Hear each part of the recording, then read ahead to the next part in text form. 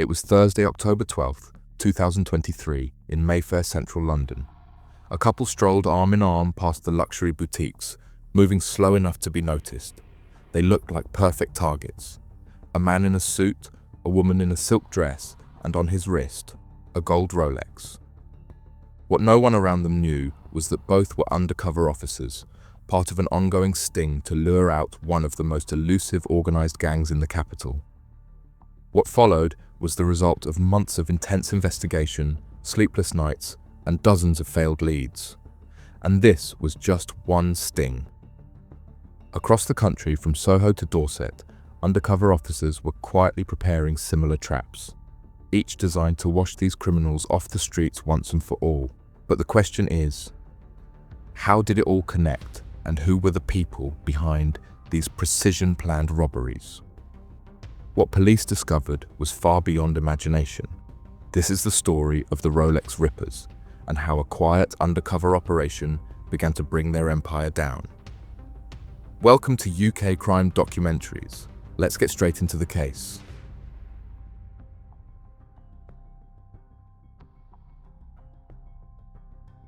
It began as a pattern the numbers couldn't hide. By 2019, reports of high-value watch thefts were already climbing. But what followed was a surge that drew the full attention of British police.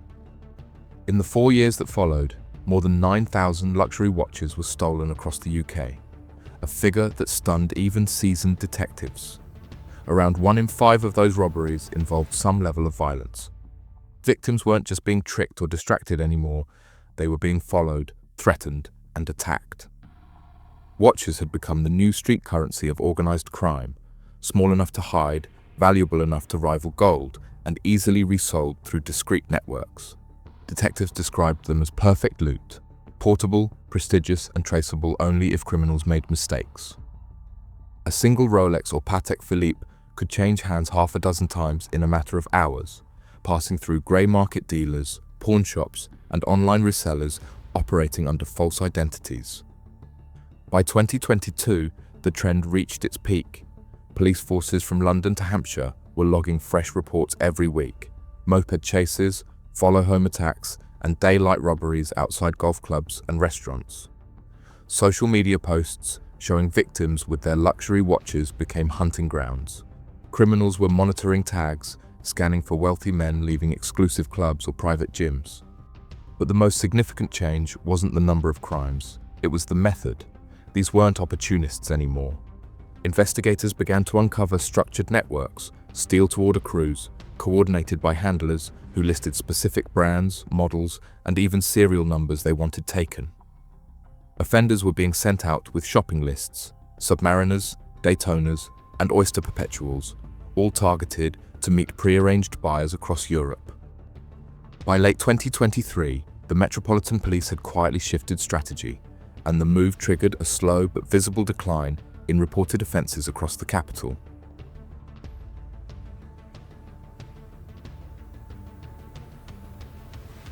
London had become the heart of the crisis. Police intelligence mapped a clear triangle: Westminster, Chelsea, Soho, and Knightsbridge. Between them lay some of the wealthiest postcodes in the country, where luxury was worn openly, and detectives began to call it the Robbery Triangle. It wasn't random, it was patterned, predictable, and professional. Between Thursday and Saturday nights, from 11 p.m. until around 4 a.m., the same streets saw the same type of attack: men leaving exclusive bars, casinos, and restaurants, unaware they were being watched. The offenders rarely struck by chance. Police surveillance footage revealed the method: small teams working in layers. At the base were the spotters, individuals posted outside the city's wealthiest venues. They weren't thieves themselves, at least not directly. Their job was to identify a target and mark them. A tap on a phone screen, a message sent through encrypted apps, and a photo shared with the next team waiting nearby.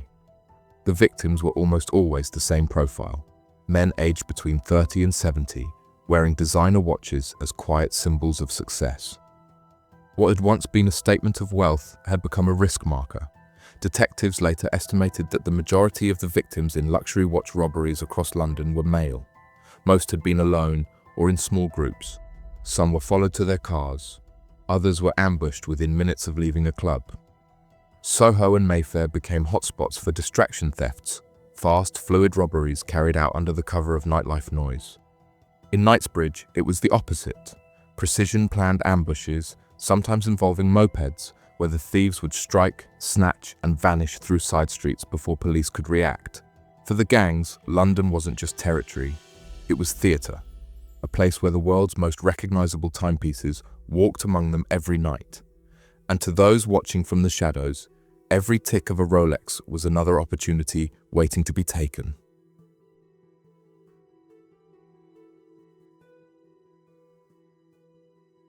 Across a belt of golf club counties and affluent town centres, detectives documented a consistent hug-and-grab pattern.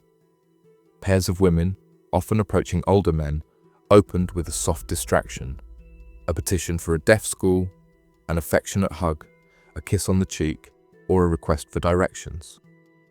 Within seconds, the clasp was released, and the Rolex was gone without a trace. Forces logged near-identical setups in Dorset, Hampshire, West Sussex, Surrey, Gloucestershire, and Cheshire, tying incidents not by faces, but by method, victim profile, and timing. Victims repeatedly described the same choreography. In Wimborne, Dorset, Alan Bruce, 64, was stopped by two women with a clipboard posing as charity collectors.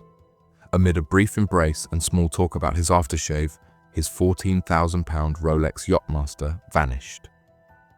In Emsworth, West Sussex, Derek Freestone, 77, signed a petition in a parked car. One woman lunged to hug him while the other took his hand. His £12,500 worth of gold Rolex was missing before he shut the door. In the Cotswolds, Bourton-on-the-Water, Gloucestershire, Michael Perry, 84, had a £15,000 Rolex removed by a woman posing as a charity worker outside a supermarket. At Ferndown Golf Club, Dorset, Robin Haycock was targeted for a £20,000 Rolex Daytona in a car park approach. And in Canford Cliffs, Poole, Richard Gray, 79, lost an £8,000 Rolex after two women distracted him outside his home. Although the faces varied, but the script remained intact. Investigators publicly linked this pattern to an organised network believed to comprise mostly Eastern European women, operating in pairs with a getaway driver nearby. Hampshire police alone said they were examining 30+ such incidents in their county, while Dorset police confirmed no further arrests yet in several similar cases, an indicator of how fast these crews moved between force borders. Targets skewed to older men wearing visible, high-end models, Submariner, Daytona, Oyster, in places where brief friendly contact wouldn't look out of place. The clearest evidential breakthrough came with Stefania Tinnicker, 40, the first identified conviction connected to this female distraction pattern. Two linked events framed her case. First, on January 3rd, near Alderley Edge Golf Club, Cheshire, Tinnicker and an accomplice tried to strip a £10,000 Rolex Submariner from Simon Kelly. He broke free, but DNA recovered from his wrist later identified Tinnicker, even though she could not immediately be traced.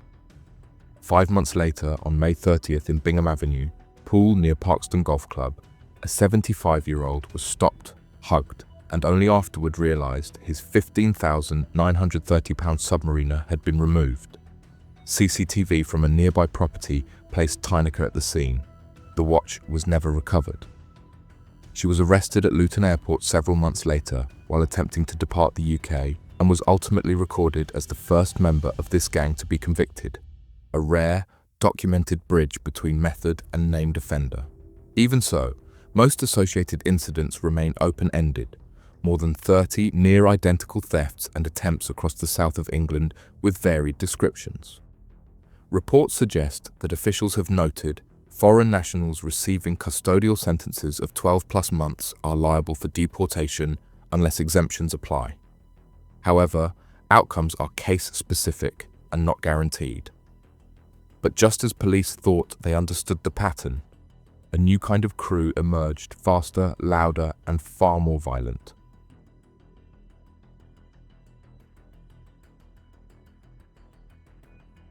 In the final days of 2021, a 6-man team launched a robbery spree that shocked detectives with its speed, violence, and coordination.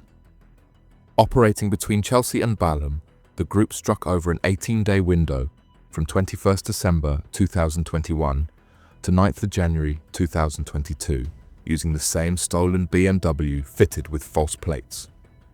Investigators later named the men as Michael Malik Ahmed 29, Kaijuan Henry 19, Roshan Clark 18, Zachariah Yusuf 19, Jesse Uma 18, and Joseph Opoku 19.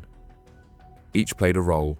Ahmed was the driver and organizer, Henry and Clark the frontline attackers, and the others acting as lookouts and muscle. The first day of the spree, 21st December, brought 3 violent robberies. At 11:15 a.m. on Old Church Street, Chelsea, a man was stopped by 2 of the crew, his Tag Heuer watch worth around £1,500 ripped from his wrist. Less than an hour later in Balham, another victim was chased and punched to the ground, his bag stolen, while a zombie knife was brandished to keep witnesses back. That evening, outside a Chelsea pub, the group approached 2 men sitting at a table, demanding their Patek Philippe and Breguet watches, each valued near £35,000. 18 days later, on the 9th of January 2022, they returned. In Draycott Avenue, Chelsea, a couple were ambushed as they walked to their car. The woman's Rolex worth of £6,000 and Bulgari ring were torn away, while her partner was punched repeatedly, suffering facial fractures, before losing his £1,150 Tag Heuer. Around the same time, former boxing champion Amir Khan was robbed at gunpoint in Leighton, forced to hand over his £70,000 Frank Muller, proof that no one was untouchable in their eyes. The final blow to the gang came minutes later. Victims had caught part of the BMW's registration, triggering a rapid search. When armed response units cornered the car in Balham, the suspects fled on foot, abandoning it with a trail of evidence inside: house keys, mobile phones, bank card, a jacket, and a large machete wedged under a seat. Forensic teams matched fingerprints and DNA, while a recovered phone contained photos of Henry and Clark posing with stolen watches. Within weeks, each member was tracked and arrested.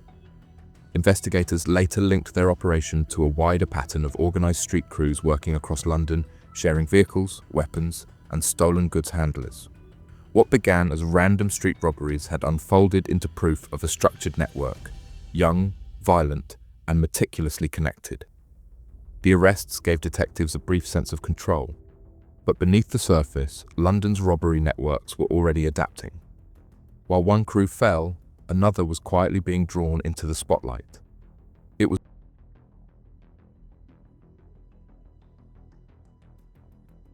one of the most daring police operations the Metropolitan Police had ever staged, an undercover sting conducted in the heart of Mayfair, where luxury and lawlessness had quietly collided. On the evening of October 10th, 2024, a plainclothes couple walked hand in hand through Berkeley Square. Their appearance was elegant, composed, and unmistakably wealthy. The man wore a tailored navy suit and a watch that gleamed beneath the streetlights. The woman, in a silk dress, sported a rose-gold Patek Philippe. But both were undercover officers. What happened next unfolded in seconds. As the couple passed into Hayes Mews, 3 men emerged from the shadows. One of them, later identified as Jakob Harket, 21, lunged forward, grabbing the female officer's wrist and tearing off the replica Patek Philippe Rose gold watch. His accomplices, Mohammed Naas, 34, Yanis Amri, 37, and Adil Mohamdi, 31, nearby ready to assist. But before the thieves could disappear, a team of plainclothes backup officers closed in. CCTV footage later released showed the chaos: the officer slipping on the pavement as he tackled one suspect, another thief sprinting for the square, and then a wave of Met officers surging from every direction. Harket was arrested minutes later. His watch snatch had failed and the decoy timepiece dropped and recovered at the scene. Naas was caught nearby and denied involvement, but his phone told a different story. Forensic downloads revealed months of encrypted messages between the men, as well as Google searches for Richard Mille watches and Rafael Nadal RM27-03. models worth hundreds of thousands of pounds. Detectives said the evidence confirmed a steal-to-order operation where gangs targeted specific luxury brands for pre-arranged buyers overseas.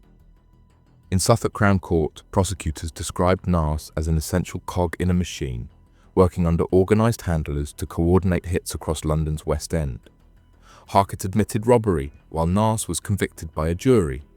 Amri and Mohamdi were tried in absentia after absconding, and arrest warrants remain active.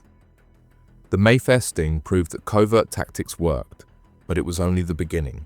As one crew fell, others continued to hunt across Soho and Westminster, forcing the Met to expand the same undercover blueprint into the very heart of London's nightlife.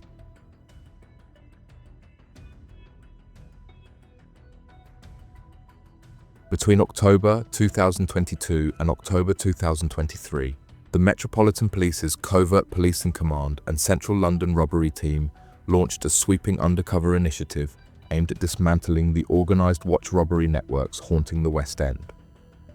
Officers studied months of data, mapping every incident by time, brand, and postcode. The pattern was unmistakable. The majority of attacks occurred between 11 p.m. and 4 a.m., and almost 40% took place within a 1 square mile grid covering Soho, Mayfair, South Kensington, and Chelsea. The approach was precise. Plainclothed officers were deployed as decoys, wearing high-end watches, walking through known hotspots, behaving exactly like the victims' gangs had been stalking for months. Over the course of the operation, the results spoke for themselves: 31 arrests, 27 formal charges, and 21 convictions to date. But not every incident ended quietly. Among the most violent cases was the trio of Ezekiel Haile, Lamine Jammeh, and Andre Whittingham, who terrorized clubgoers in Brewer Street, Soho. Their attacks were fast, frenzied, and ruthless, dragging victims to the ground, punching them repeatedly before snatching their watches and wallets. Surveillance cameras captured the brutality, helping investigators trace them to a stolen moped found nearby. DNA lifted from helmets and gloves sealed their fate.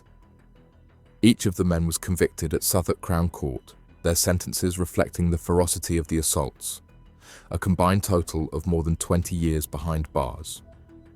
Police sources later said that these were the kind of offenders who thrived on the chaos of Soho's nightlife, using its noise and darkness as cover.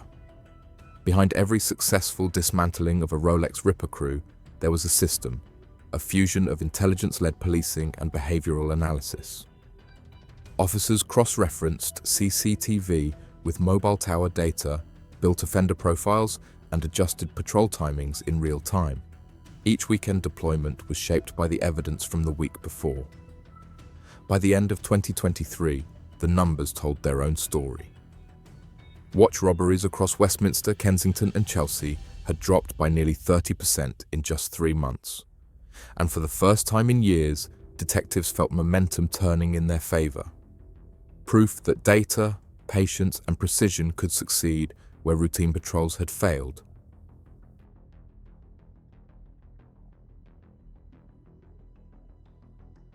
Some of the newest Rolex robbers weren't long-term residents at all.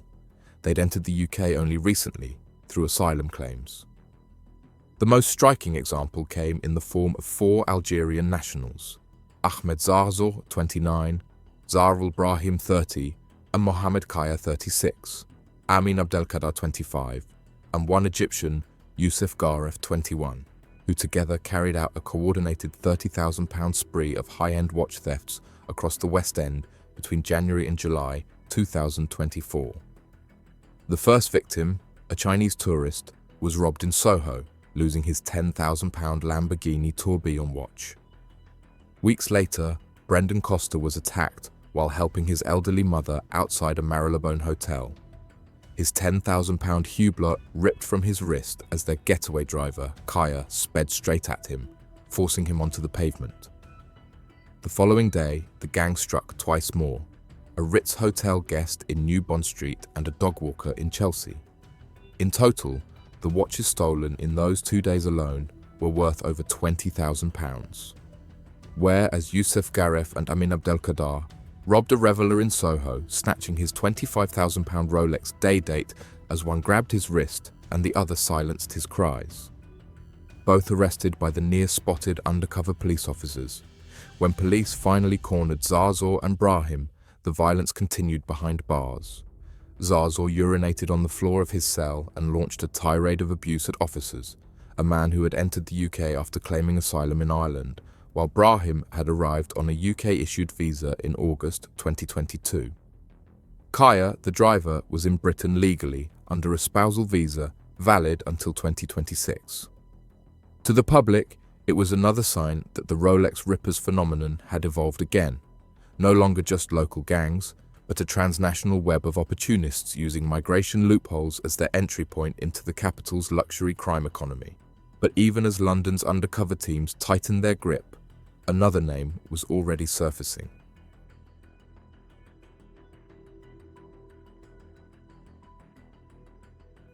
On a quiet November night in Chelsea, a £100,000 Rolex became the target of one of the flying squad's most violent cases. The target was an American tourist walking with his father and a friend. Within seconds, two masked men stepped from the dark. One raised a stun gun, the other a knife. The victim was pushed to the ground, struck from behind, and ordered to hand over his Rolex Daytona. His father tried to intervene, but was threatened with the knife, which sliced clean through his coat.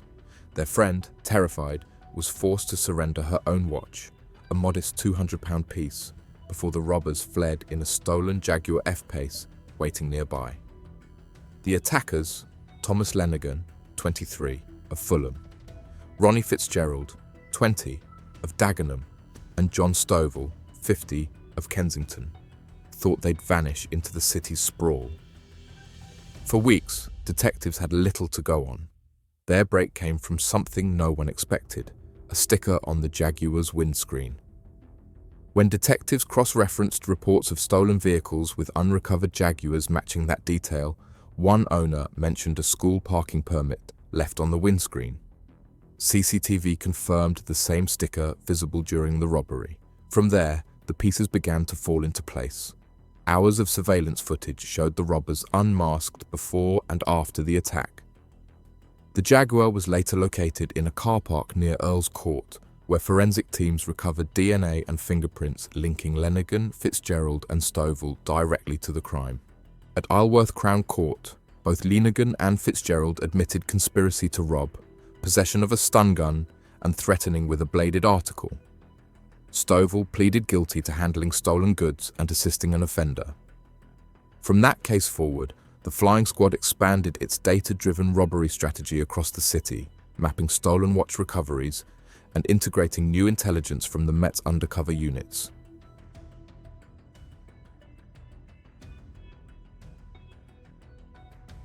At the centre of this escalation was Rhys Francis, a 23-year-old from Slough, whose name would soon become synonymous with a month-long campaign of armed robberies that terrorised West London's wealthiest neighbourhoods.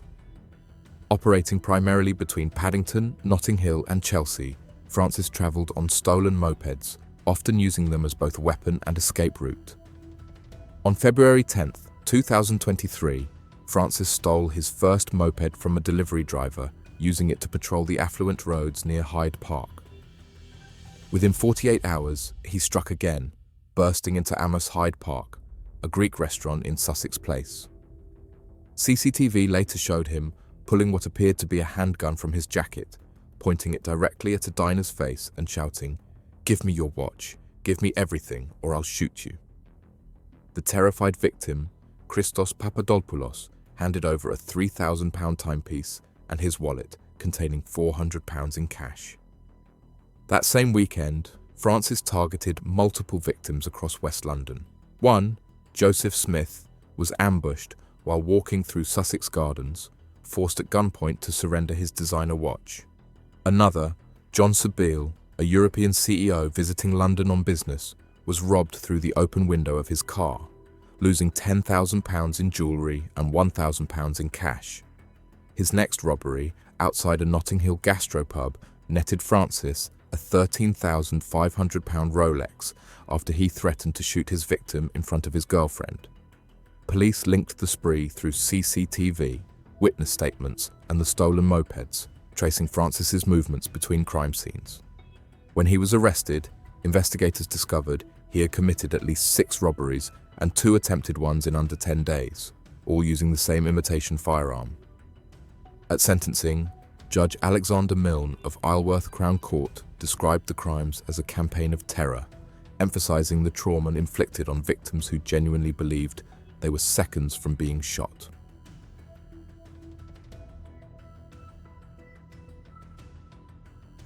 Odysseus. One of the most chilling evolutions in luxury watch theft was the calculated decision by organized crews to follow their targets, not just across a street, but across counties.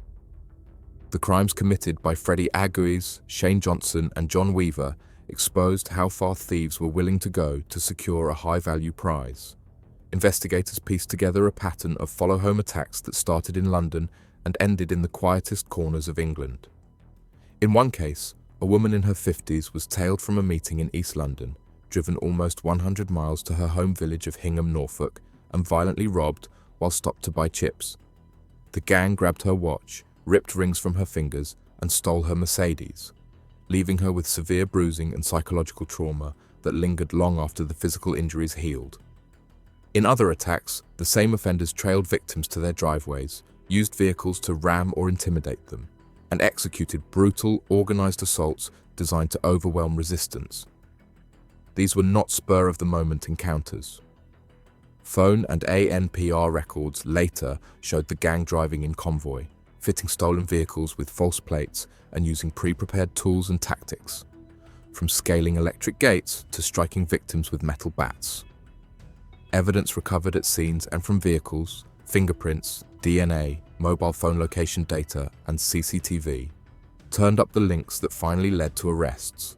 The follow-home model made the crime inherently national. What began as a West End problem spread outward, as opportunistic thieves and organized pairs adopted the same methods. Localized incidents across the UK, from Croydon's high robbery numbers to street robberies in Marylebone and Holborn, began to show the fingerprints of a contagion. Offenders learned faster, coordinated better, and occasionally mimicked the more violent county-level tactics. Victims who once felt secure returning home now feared being followed after an evening out.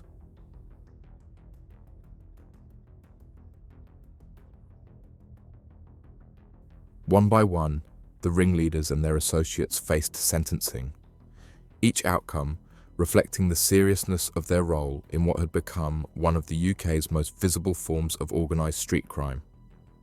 The first clear judicial breakthrough came with Stefania Tinnicker. She pleaded guilty and was jailed for 40 months at Chester Crown Court. In London's West End, the courts faced the Hailey Jammer Whittingham trio. At Suffolk Crown Court, Tedros Hailey received 11 years, Mahad Jammer 8 years, and Christian Whittingham 10 years, 6 months. On the south coast, the Chelsea Balham Rolex Rippers crew faced justice at Isleworth Crown Court. Michael Malik Ahmed was sentenced to 6 years and 9 months in prison. His accomplices, Kaijuan Henry, Roshan Clark, Zachariah Yusuf, Jesse Uma, and Joseph Opoku, were each convicted for their roles and handed substantial custodial terms, though individual sentence lengths were not publicly disclosed. Further north, the Thomas Lenaghan gang, Lenaghan was handed 13 years, Fitzgerald 12 years, and Stovall received 8 years for assisting. Further west, the firearm-linked spree by Rhys Francis brought another strong sentence that ended with a 10-year custodial term at Isleworth Crown Court.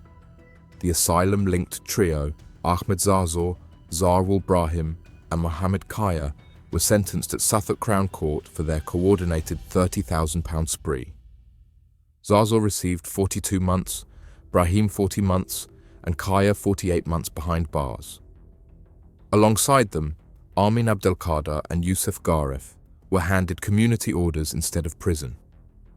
Beyond London, Freddie Agues, Shane Johnson, and John Weaver were given some of the heaviest penalties yet.